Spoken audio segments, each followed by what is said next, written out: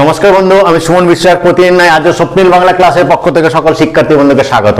দেখো তো, তোমরা খেয়াল করছো বিগত কিছুদিন ধরে আমি বাগধার উপর ক্লাস করছি, কিন্তু একটা নতুন ধরনের ক্লাস, যে আমি মুখস্থ না করে কিভাবে শব্দ থেকে তার মানেটা কিন্তু তৈরি করতে পারবো, তারপর ভিত্তি করে ক্লাস।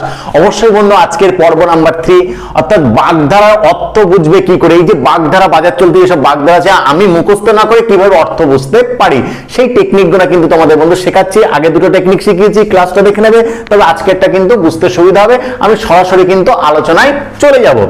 দেখো, প্রথমে যেটা লিখেছি, পান থেকে চুন খসা। একটু খেয়াল করবে বন্ধু, গ্রাম এলাকায় বা শহরে যেখানে যেখানে থাকো, সাধারণ মানুষকে পান খেতে দেখেছো।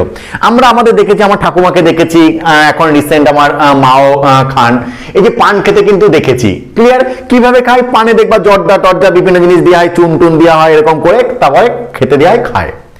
এর সঙ্গে এক্সট্রা একটা জিনিস দেওয়া হয়, পানের যে বোটাটা থাকে সেই বোটার সঙ্গে একটু চুন লাগিয়ে তারপর সেই বোটাটাও দেওয়া হয় যে পানের সঙ্গে।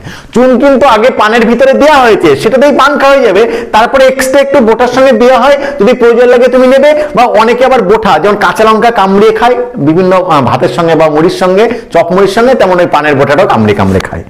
ওই বোটার সঙ্গে চুন না দিলেও কোনো সমস্যা ছিল না, তাতেই পান কিন্তু খাওয়া হয় যেত। ট্রেনে যখন বিক্রি হয় বোটা দেওয়া কিন্তু হয় না, শুধু পান দিয়ে কিন্তু হয়ে যায় বাজারে বিক্রি হলে। কিন্তু বাড়িতে এই জিনিসটা কিন্তু প্রচলন আছে, বা কিছু কিছু জায়গায় ট্রেন বাসে কিন্তু থাকতে পারে। এই পান থেকে চুন খসা, ওই চুনটা, এই যে পান থেকে চুন, চুন যদি একটু কিংবা ধরো আমি বোটাটা বাদ দিলাম, যে বোটাটা দিল, সেই বোটাটা যদি নাও দেয় তাতে কোনো অসুবিধা নাই, বা বোটাই যে চুনটুকু দিয়েছিল সেটা যদি খসে পড়ে যায় তাতেও পান খেতে কিংবা অসুবিধা নাই। কিংবা এই যে পান থেকে চুন খসা, যে চুন তো লাগিয়ে দিয়েছে, একটু যদি তার থেকে পড়ে যায় তাতে অসুবিধা কি আছে, তাতেই তো খাওয়া যাবে। কিংবা তারপরেও যদি না হয়, আরেকটু বাবা চুন নিয়ে নে, বোটার সঙ্গেও তো চুনটা দিয়েছে, সেখান থেকে তো মিক্স করে খাওয়া যাবে।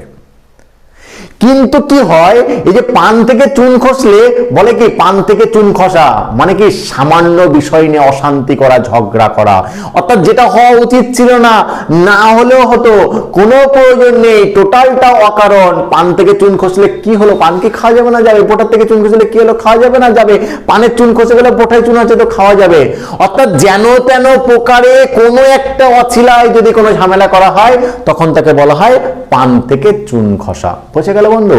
এই যে সামান্য বিষয় নিয়ে ঝামেলা, এই যে সামান্য বিষয় নিয়ে কিন্তু, এই সামান্য বিষয়ে ঝামেলা। দেখো বন্ধু, আমার মুখস্থ করার কোনো দরকার আছে? আমি কিন্তু মুখস্থ করিনি, জাস্ট এটার থেকে কিন্তু মিনিংটা তোমাদের তৈরি করে কিন্তু দিচ্ছি। তারপরটা দেখো, এই পেটের শত্রু, বলো পেটের শত্রু, এই পেটের আবার শত্রু হয় নাকি? তাহলে কি পেটের শত্রু পেট? না, আসলে কি, এই পেট, আমি বলি, আমি আমার ছেলে মেয়েদের ছাত্রদের খুব বলি, হ্যাঁ, বা আমি আমার কোনো মানুষের সঙ্গে কথা, বন্ধু বান্ধবের সঙ্গে কথা বলতে খুব বলি, হ্যাঁ, পেটের আর পিঠের।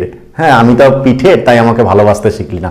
এই পেটে সহোদর ভাই বোন, মাতৃগর্ভে যাদের জন্ম, বলে না পেটের ছেলে, অর্থাৎ যাকে পেটে ধারণ করা হয়েছে। পিঠে, আমি পিঠের ছেলে, তো আমাকে তো পেটে ধারণ করোনি, তাই আমার প্রতি তোমার ভালোবাসাটা নেই, এইভাবে আমি বলি। তো এই পেটে, এই পেটের শত্রু, পেটে কি হয়? সন্তান হয়, পেটে সন্তান হয়। মা দীর্ঘ 10 মাস 10 দিন বলা হয়, কিন্তু বিজ্ঞান বলে ওটা 9 মাস 10 দিন সন্তানকে গর্ভে ধারণ করে জন্ম দেয়। এত কষ্টের মধ্যে জন্ম দেয়, সেটা মা না হলে কিন্তু বোঝা যায় না। আমরা কখনোই সেটা আলোচনা করে সেই যন্ত্রণার কথা কিন্তু তুলে ধরা আমাদের পক্ষে সম্ভব নয়। সেই সন্তান যদি মায়ের সঙ্গে কোনোদিন বিরোধিতা করে, যদি শত্রুতা করে, তাহলে কতটা কষ্ট হয় একবার ভেবে দেখেছো বন্ধু? এই পেটের শত্রু, অর্থাৎ যার সঙ্গে নারীর যোগ, যার সঙ্গে সব থেকে ক্লোজ যোগ, ক্লোজ সম্পর্ক, সে যখন শত্রুতা করে, তখন কি হয়? পেটের শত্রু। তার মানে কি, যখন একবারে খুব কাছের লোক, তোমার খুব কাছের মানুষ বা কাছের লোক যখন তোমার বিরোধিতা করে, বোঝা গেল বন্ধু? এই বিরোধিতা যখন করে, তখন সে হয়ে যাচ্ছে কিন্তু পেটের শত্রু। খুব আত্মীয় স্বজন যখন তোমার বিরোধী হয়ে যায়, তখন তাকে বলা হচ্ছে পেটের শত্রু। ক্লিয়ার? তা দেখো, বালির বাঁধ, এই স্যান্ড, ছোট ছোট ছোট ছোট ছোট, এই যে বালি, তুমি বলো তো বন্ধু, বালি দিয়ে বাঁধ, বালি একটাকে জড়ো করলে, এই যে জড়ো করবে, কি হয়ে যায়? থাকে? থাকে না। তাহলে বালি দিয়ে বাঁধ দিলে থাকবে? কংক্রিটের বাঁধ ভেঙে যাচ্ছে, আর যে বালি জড়ো করার সঙ্গে সঙ্গে ধসে পড়ে যায়। অর্থাৎ বালির বাঁধ কি থাকা সম্ভব?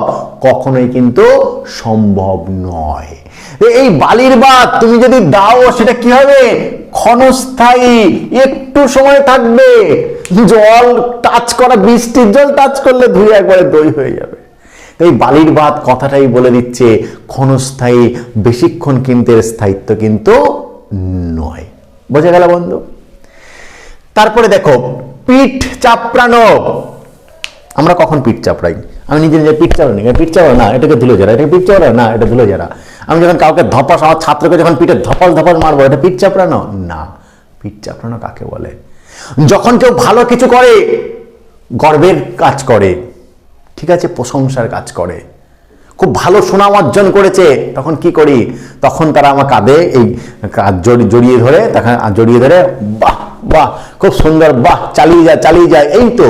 অর্থাৎ কি, পিঠ চাপড়াচ্ছি মানে কি? তাকে মারছি না, তাকে চুলকে দিচ্ছি না, তার ধুলে যাচ্ছি না, প্রশংসা করছি। প্রশংসা, প্রশংসা করার জন্য পিঠ চাপড়ানো কিন্তু হয়। তাহলে অবশ্যই বন্ধু, পিঠ চাপড়ানো মানে তখন কি হয়ে যাচ্ছে বলতো?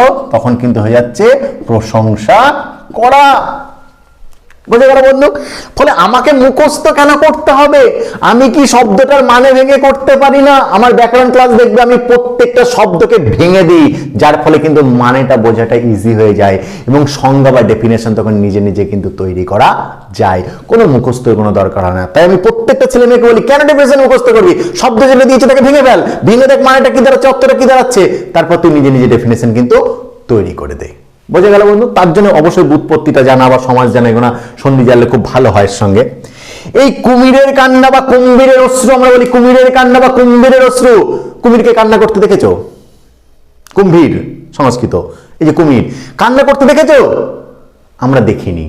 সে যদি কান্না করে তার মানে কি? অসম্ভব একটা ব্যাপার। কুমিরকে যদি কান্না করতে দেখি তার মানে কি? বাস্তবে এটা হয় না, অথচ হচ্ছে। তার মানে কি? কুমিরের কান্না মানে মায়া কান্না, মানে লোক দেখানো একটা বিষয়, এটা কখনো কিন্তু হতে পারে না, এর পিছনে অন্য কোনো কিন্তু ধান্দা রয়েছে। তাই কুমিরের কান্না মানে মায়া কান্না, আমার লোক দেখানো একটা বিষয়, বাস্তবে এটা কিন্তু সম্ভব নয়। ক্লিয়ার? তারপরে দেখো পিঁপড়ের পেট টেপা। পিঁপড়ে, এই তো এইটু পড়া আমার লেখাতে আছে, পিঁপড়ে যেমন নিঃশব্দে চলে যায়, পিঁপড়ে এইটু পড়া পেট, তার যদি পেটটা আমি টিপে দিই কি হবে বলতো? পিঁপড়ে ধরে কিপটে, একদম খুব কিপটে, খুবই কৃপণ, পিঁপড়ে ধরে চিনি নিয়ে চলে যাচ্ছে। তো পিঁপড়ে পেট টিপলে কি একদম হয়তো চিনি বেরোবে, তার বেশি কি বেরোবে? বেরোবে না। তো এই পিঁপড়ের পেট টেপা মানে কি? মানে কি বলতো? খুব ভেবেচিন্তে সংসার চালানো, ঠিক আছে? অর্থাৎ খুব ভেবেচিন্তে সংসার চালানো মানে কি? বুঝে শুনে খরচ করা, আয় অনুসারে ব্যয়